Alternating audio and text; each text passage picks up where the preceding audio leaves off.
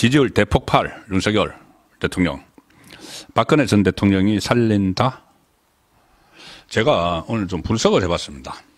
분석을 해서 언론에 칼럼도 썼는데 일단 여론조사 결과를 먼저 말씀드리죠. 궁금하시니까. 윤석열 대통령 직무가 정지된 상황에서, 자, 최근에도 제가 30몇 % 계속 나왔다고 말씀을 드렸지 않습니까? 박근혜 전 대통령은 탄핵돼서 직무가 정지됐을 때 지지율이 한 5%, 3%까지 갔습니다. 콘크리트 지지층도 완전히 무너졌죠. 그런데 계속 30%대가 최근에 나오기 시작했습니다. 새해 들어서. 지지층이, 보수층이 결집하는 양상을 보이면서. 그런데 오늘 조금 전에 말씀드린 한국여론평판연구소가 뉴델리 의뢰로 조사를 실시를 했는데 1000명 윤석열 대통령을 지지한다는 응답이 39.6%가 나왔습니다. 39.6%. 다른 조사에서는 한 30% 중반까지 나왔는데 39.6%가 나왔습니다. 오늘 이거를 보고 화들짝 놀라서 좌파 패널들이 이 방송에서 야, 여론조사가 잘못됐어. 설문 문항이 이상해. 막 이런 이야기를 하는 것을 제가 들었습니다. 그런데 이 조사뿐이 아니고 최근에 나온 조사가 전부 다 30몇 %. 평소에 이렇게 윤석열 대통령의 지지율이 그다지 높게 나오지 않았던 이 사태가 있기 전에도 그 여론조사 회사에서도 30%가 나오고 있습니다. 그런데 오늘 뉴델리 의뢰로 한국여론평판연구소가 조사한 결과는 39.6% 윤석열 대통령 지지율. 40%죠. 반올림하면 딱 40% 되죠. 자, 이재명은 대통령 되면 안 돼. 40%. 윤석열 대통령은 이 상황에서 지지한다. 40%가 나온 겁니다. 매우 지지한다. 39.6 중에서 매우 지지한다가 29.2. 이게 상당히 중요하죠. 매우 지지한다. 그 다음에 지지하는 편이다. 10.4. 이렇게 됐고, 전체 지지하지 않는다는 53.1. 여기서 또 중요한 디테일한 항목이 있습니다. 연령별로 보면은 윤석열 대통령을 지지한다는 응답이 70대 이상에서 56.6% 상당히 많이 나오죠. 그런데 지금 40대, 50대는 주로 좌파 성향이 많다. 이제 평균적으로 그렇게 이야기를 하죠. 40, 50대에서는 한 30%대 지지율이 나왔는데, 자, 10대, 그러니까 20대, 18세에서 29세에서 39.6%, 30대에서 42.2%의 지지율이 나왔습니다. 어떻게 보면 저는 미스터리하다고 생각을 합니다. 왜 직무가 정지된 대통령 이렇게 지지율이 나올까? 지금 국정 운영은 하지 않고 있죠. 그러니까 국정 운영 지지율이 아닙니다. 그냥 현재 있는 윤석열 대통령 자체에 대한 지지율이라면은 이것은 탄핵에 반대하는 그 여론이 될 수가 있는 거죠. 국정 운영을 하지 않고 있기 때문에 갤럽은 지금 국정 운영 지지율 조사를 하지 않고 있습니다. 다른 여론조사가 언론사의 의뢰를 받아서 하는 이 조사는 말 그대로 윤석열 대통령에 대한 지지율. 그러면 지금 처해 있는 윤석열 대통령이 이런 상황에 처해 있는데 그 자체에 대한 지지냐 아니냐를 따져야 되는 겁니다. 그런데 이 상황에서 40대 53 정도 이렇게 나온 것은 상당히 이변이라고 봐야 되죠. 왜 그러냐면 박근혜 전 대통령 때 겪어봤기 때문에, 경험을 했기 때문에. 왜 이런 상황이 되는지를 잠시 후에 제가 분석을 한번 해보겠습니다. 지역별은 서울에서 47.7%로 윤석열 대통령이 지지율에 가장 높게 나타났습니다. 서울에서. 텃밭인 대구 경북 46.2, 부산 울산 경남 41.7%보다 더 높은 47.4가 나왔는데 지금 윤석열 대통령에 대한 탄핵, 찬성, 반대 집회가 가장 많이 열리고 있는 것이 서울이죠. 강화문 일대, 시청 앞, 남대문, 저쪽에 헌법재판소 앞에, 또 한남동 공간 앞에, 관저 앞에 그런 데서 가장 열기가 뜨거운 것이, 찬반 열기 전부 다 뜨거운 것이 서울입니다. 자, 거기서 윤석열 대통령 지지율이 가장 높게 났다. 그리고 정당 지지율도, 국민의힘이 38.8, 민주당이 33.7, 거의 뭐 오차범위지만은 국민의힘이 앞서는 걸로 나오는 조사도 지금 여기에서는 나타났습니다. 자, 왜 이런 상황이 벌어졌을까? 왜 이런 상황이 벌어졌을까? 좀 미스터리하다고도 제가 말씀드렸는데, 그것을 제가 분석을 해봤습니다. 저 취재도 하고, 저도 박근혜 전 대통령이 탄핵돼서 직무 정지됐을 때도 제가 그때 현직 그 영남일보 서울본부장으로 있었고, 계속 취재를 했었고, 그때도 제가 유튜브 방송은 하지 않았지만은 시사 프로에 계속 나갔죠. 나가서 분석을 하고 했는데, 그때와 지금을 비교를 해보면은 아마 박근혜 전 대통령에 대한 학습 효과가 있지 않을까. 그때 가장 이 우파에서 나중에 땅을 쳤던 것이 뭐냐면은 탄핵 이후에 어떤 일이 벌어질지를 가늠을 못했던 겁니다. 그런데 탄핵 이후에 엄청난 일이 벌어졌죠. 바로 문재인 정권이 들어서면서 소위 말하는 적폐몰이, 적폐청산이라는 미명하에 적폐몰이를 했습니다. 그때 청와대의 지시로 정부 모든 부처, 19개 부처 모든 부처에 소위 적폐청산 TF를 설치를 했습니다. 적폐청산 TF에서 이것저것 다 들춰내가지고 이명박 정부 그리고 박근혜 정부 사람들을 무차별 구속하고 그것을 뭐 극단적 선택을 하는 사람들 오고 보수를 아예 괴멸시키려고 했죠. 자, 그런 부분, 그러니까 탄핵이 되면은 그 이후에 일어날 일들에 대한 트라우마가 지금 생긴 것 아닌가는 생각입니다.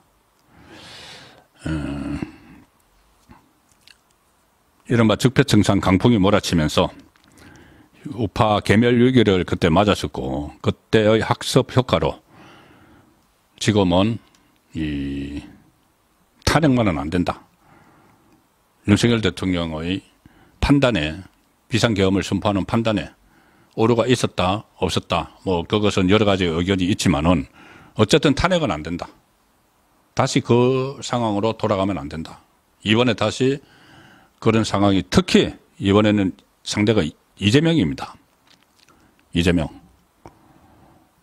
문재인 때도 그 정도로 이렇게 보수 괴멸 작전에 들어갔는데, 이재명은 본인의 사법 리스크를 희석시키기 위해서라도 아마 보수를 말살을 하려고 하겠죠. 지금 해외 언론에서도 이재명의 위험한 좌파선동가로 지칭을 하고 또 정치보복을 할 것이다는 전망을 해외 언론에서도 계속 내놓고 있습니다.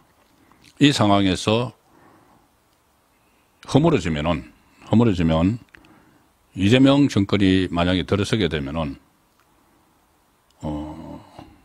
이재명 당대표를 하면서 여러 가지 사회주의적인 법안들을 막 제출을 했죠. 양곡법이나 뭐 전국민 25만 원 지원법이나 이 노란봉투법이나 이런 것들 다 해서 그때 윤석열 대통령이 거부권을 통해서 막았는데, 사회주의적인 성향의 법안들을 만약에 이재명 정권이 들었으면은 거부권 행사를 할 수가 없으니까 전부 다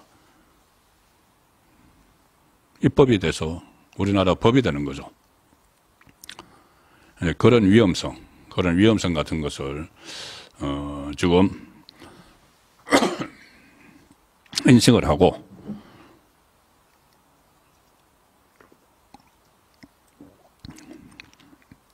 보수가 결집을 하고 있다.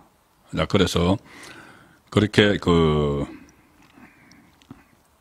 방정으로 나타나는 것이 바로 직무 정지된 대통령과 여당 지지율이 조금 전에 설명을 드린 대로 일정 수준을 유지를 하거나 오히려 상승을 하는 이런 효과로 나타나고 있고 또 있습니다.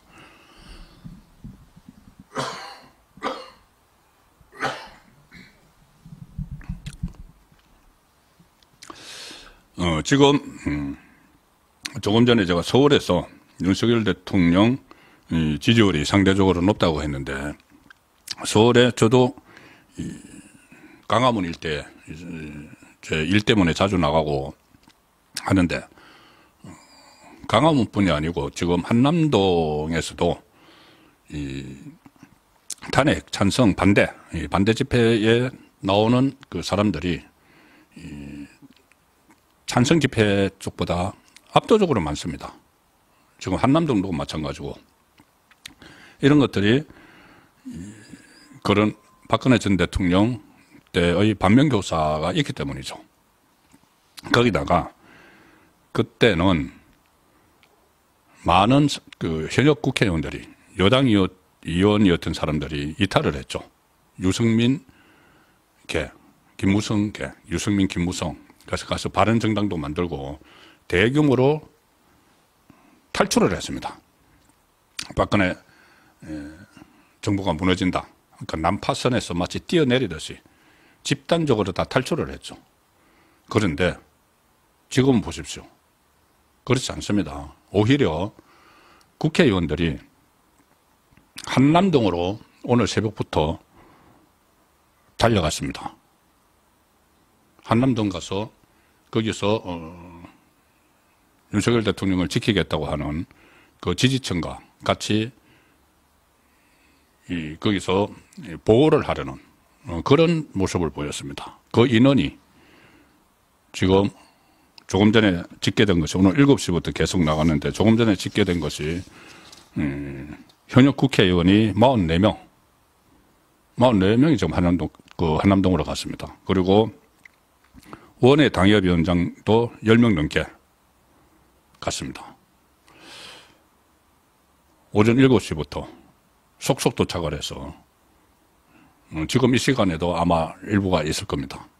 그런데 더 많은지 모르겠지만 조금 전에 제가 이 집계를 한 거를 보면은 44명의 현역 국회의원들이 한남동으로 갔는데, 뭐 다 이름을 말씀드리지 못하겠지만은 좀 눈에 띄는 의원들은 나경원, 김기현, 중진 의원들, 박대출, 윤상현, 그리고 TK 의원들, 이다리, 이만희, 이상희, 이인선, 친한동훈이라고 하는, 그때 사무총장도 지내고 최고위원이었던 장동혁도 지금 한남동으로 갔습니다. 조원희, 그리고 조지연, 용산 출신이죠. 43명이 갔습니다. 이런 모습이 박근혜 전 대통령 때와는 다른데, 그 다른 이유가 제가 말씀드린 대로 학습 효과다. 그래서 지금은 만만치 않다. 호락호락하지 않을 거다는 생각이 들고, 또 하나 조금 전에 얼핏 말씀드렸지만은 그때와 다른 점이 결정적인 게 하나 있습니다. 이재명의 존재죠. 이재명이